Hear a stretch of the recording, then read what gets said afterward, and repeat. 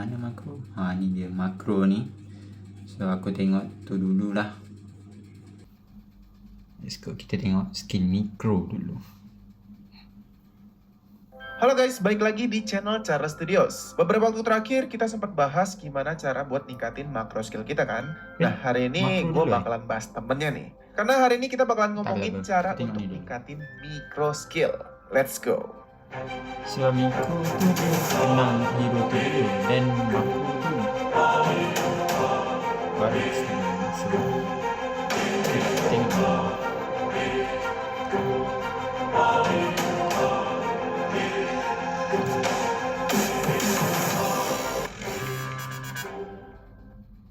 Seperti biasa, sebelum kita bahas soal mikro skill lebih mendalam, gue kasih sedikit penjelasan soal mikro sama makro dulu ya. Buat yang udah paham, boleh di skip karena gue udah sering bahas sebenarnya. Tapi mungkin masih ada aja yang belum tahu kan. So simpelnya makro skill itu skill yang lebih nyangkut sama penguasaan map, pengambilan keputusan ke inisiasi, rotasi, dan semacamnya. Intinya semua yang menyangkut terhadap keseluruhan pertandingan. Sedangkan buat yang bakalan kita bahas hari ini tuh mikro skill. Kemampuan mikro alias mikro skill di sini tuh simpelnya ya kayak kemampuan buat menguasain hero itu sendiri secara mendalam sampai benar-benar hafal, kenal, atau intinya ya tahu banget lah soal satu betul hero lah. tertentu. Ya ini benar-benar guys, satu hero. Ini tuh namanya micro skill. Nah, biar Kenal bisa dengan punya hero micro itu skill yang sendiri. baik, kalian itu harus benar-benar ngulik si hero secara bertahap. Dan menurut gua setiap tahapan di sini tuh nggak boleh di skip satupun supaya hasilnya benar-benar maksimal. Tapi sebelum kita bahas satu-satu, kalian harus tahu dulu nih. Kalau micro skill di sini tuh nggak cuma buat hero yang butuh kecepatan tangan aja ya. Karena setiap hero di Land of Dawn itu semua punya kesulitannya masing-masing. Jadi setiap hero itu punya micro skillnya sendiri-sendiri. So, yang pertama harus kalian lakuin buat dapetin micro skill yang terbaik itu, tentuin posisi kalian. Ya, ini tuh bagian awal yang kadang-kadang nggak dipikirin sama para player. Karena tiap posisi itu tuh punya cara rotasi yang berbeda, cara main yang berbeda, dan menurut gua ini tuh benar-benar faktor yang cocok-cocokan antara pemain satu sama pemain lain. Ya, kayak bakat lah intinya. Beda hero di tangan yang berbeda, di posisi yang berbeda, dan di situasi yang berbeda akan ngasih hasil yang berbeda. Kayak misalkan Hylos aja tuh. Kan Hylos di meta sekarang bisa dijadiin core, bisa jadiin tank, bisa juga dijadiin set laner. Tapi nggak semua orang bisa main Hylos itu jadi jungler. Bisa ada yang lebih bagus jadiin roamer, tapi ada juga yang bakalan lebih oke buat mainin Hylos ini di side lane. Jadi ini tuh baik lagi sama pilotnya guys. So ya pertama-tama tentuin dulu, kalian itu mau jadi apa? Apakah jadi roamer, jungler, XP laner, gold laner, atau jadi mid laner? Dan ini tuh bukan milih langsung guys. Bagian ini tuh bakalan kalian tahu dengan semakin seringnya kalian main dan nyoba-nyoba. Wah kayaknya ngisi posisi ini rotasinya gue nggak paham nih. Tapi di posisi ini ternyata enak nih. Nah itu berarti posisi yang cocok buat kalian dalemin.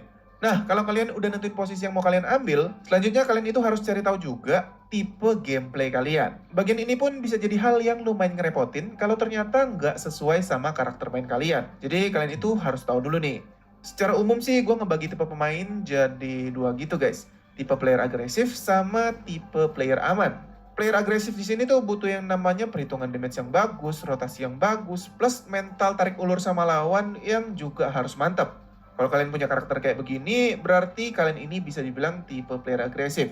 Artinya kalian itu lebih cocok buat ngisi mid laner, roamer, atau jungler.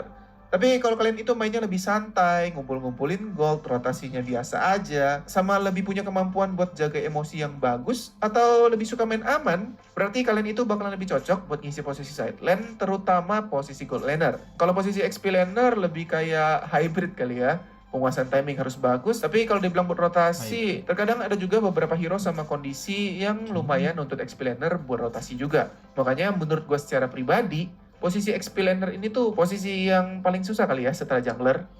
Nah, kalau dua step awal ini udah mateng dan kalian udah dapat karakteristik yang sesuai sama gaya main kalian, baru deh kalian tentuin hero yang mau kalian dalamin itu hero apa. Ya, di sini pun nggak bisa sembarangan milih ya. Usahain buat sesuaiin si karakter hero sama karakter main kalian. Kalau ini aja udah salah, tentunya udah bakalan beda nanti hasilnya. Contohnya aja misalkan main Eudora. Nih, main Eudora kan harus agak ngumpet-ngumpet, terus mainnya ciduk-ciduk kan. Tentunya hasilnya bakalan beda banget kalau kalian terapin sama Valentina yang tipe mainnya itu lebih agresif, sama nabrak-nabrak gitu. Bakalan nggak terlalu efektif kalau kalian pakai cara penanganan yang sama.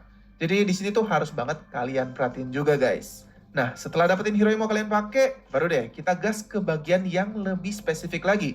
Buat bisa kasih permainan yang bagus, tentunya kalian harus mulai sama penguasaan skill. Tentunya buat benar-benar lancar pakai satu hero, kalian itu harus tahu dulu nih, fungsi keseluruhan skill dari hero-hero yang mau kalian pakai. Entah itu skill pasif, skill aktif, sama skill pasif yang ada di dalam skill aktifnya. Beberapa hero tuh ada tuh yang kayak gini-gini guys. Jadi di dalam skill itu tuh sebenarnya waktu kalian pakai, ada hal tersembunyi yang bisa ke-trigger dengan kondisi tertentu. Jadi dari skill secara teori ini aja tuh, kalian udah harus punya pengetahuan sebelum kalian itu turun ke lapangan guys. Nah, sebelum kita lanjutin pembahasannya, jangan lupa, buat yang mau top up diamond murah terpercaya, bisa langsung gas ke CS Diamond Store. Oke? Oke, kita lanjut. Kalau paham sama fungsi masing-masing skillnya udah, tentunya hal yang harus kalian pelajarin selanjutnya itu item-item yang sesuai sama hero yang akan kalian pakai, sama settingan emblem yang sesuai.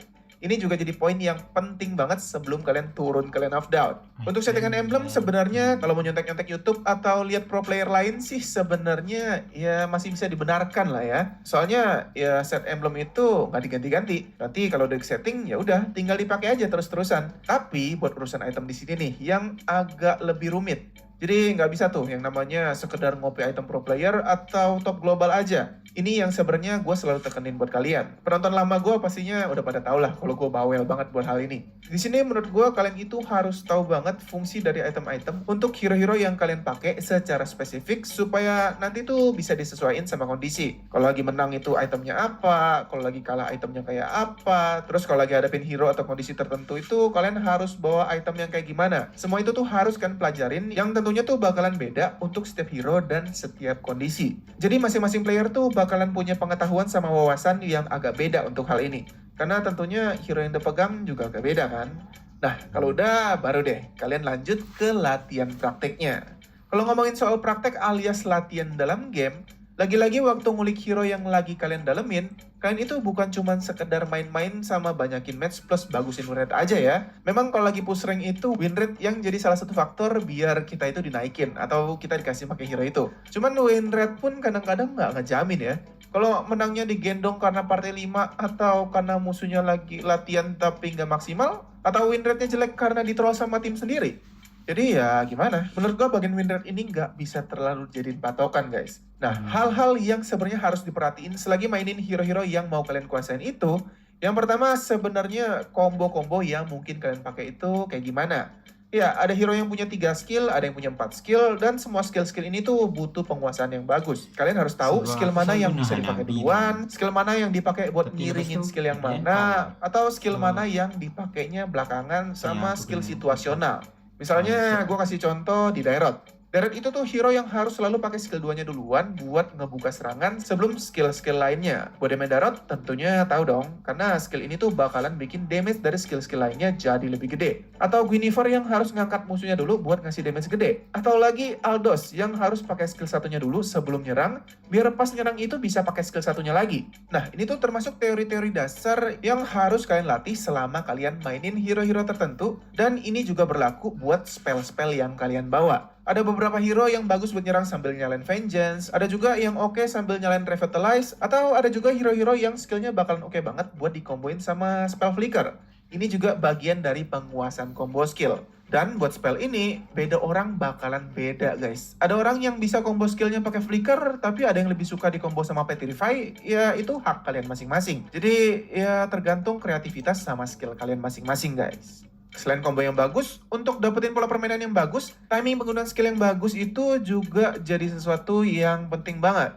Maksudnya gimana? Gue kasih contoh ya. Misalkan Lancelot. Lancelot ini punya skill 2 yang kalau diposisin tepat banget bakalan ngasih damage yang super gede. Tapi ada saat-saat tertentu yang pas main Lancelot ini tuh skill ini harus disimpan buat dipakai waktu ada serangan-serangan mendadak dari lawan-lawannya. Misalkan lagi hadapin hero-hero yang banyak sisi atau lagi ketemu hero-hero yang mainnya ciduk-ciduk. Nah, skill ini tuh jadi harus dipakai secara ngirit gitu guys. Ini tuh jadi hal yang bakalan kalian ngerti dengan semakin sering kalian nge-spam si hero. Habis itu kalau udah tahu timing sama combo-kombonya, perhitungan damage sama perhitungan ketahanan hero kalian itu juga jadi hal yang penting banget. Sekali lagi, micro skill bukan cuman buat hero-hero assassin aja kan. Jadi seberapa tebal HP kalian, seberapa gede damage yang kalian hasilin ke musuh, semua itu harus kalian pelajarin dan kalian perhitungin. Jadi waktu lagi mau nyiduk musuh atau lagi mau nahanin damage dari musuh, kalian bisa tahu hero kalian itu punya kapabilitas atau enggak guys.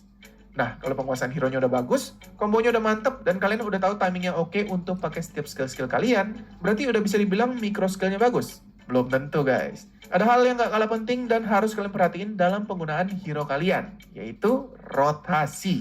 Bahkan bisa dibilang punya mekanik oke tanpa rotasi yang bagus itu bakalan jadi hal yang sia-sia loh. Dan yang perlu kalian ketahui, setiap hero di posisi tertentu punya rotasi yang beda-beda banget. Kita ambil contoh side laner. Kita bandingin antara Chow sama Badang aja deh. Kedua hero ini tuh sama-sama bagus buat ngisi XP laner, tapi pola rotasinya tuh bakalan beda banget. Untuk Badang yang agak slow mungkin oke untuk stay di lane sama sesekali rotasi ke arah turtle pit aja. Tapi buat Chow, karena Chow punya pergerakan yang lincah, tentunya bakalan lebih efektif kalau dimanfaatin buat keliling-keliling lah. Misalkan nge-cut minion, ciduk buff musuh, atau rotasi ke lane lain.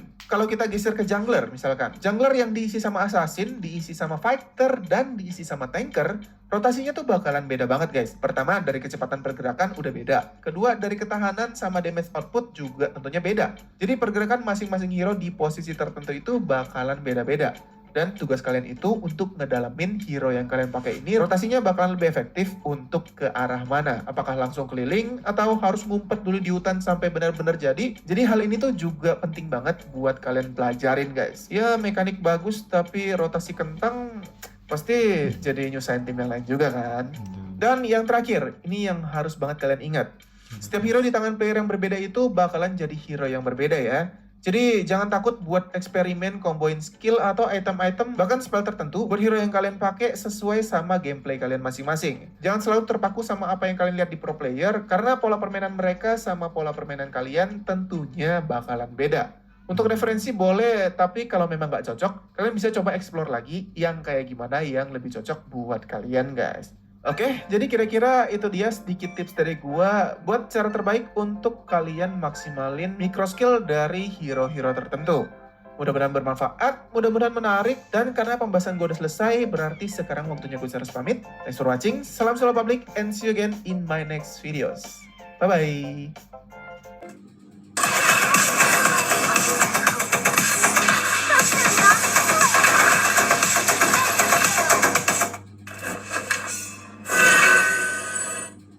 Okay, so mikro kita dah tahu apa maksud mikro skill dan kita dah tengok apa perkara-perkara yang kita perlu buat untuk nak memainkan mikro skill. Banyak jugalah. Macam kena tahu rotation apa semua tu. Okay. Tak apa, nanti bila-bila aku akan tengok balik video tu. Tapi yang penting dia punya farman itu aku dah dapat. So next kita kena tengok makro pula.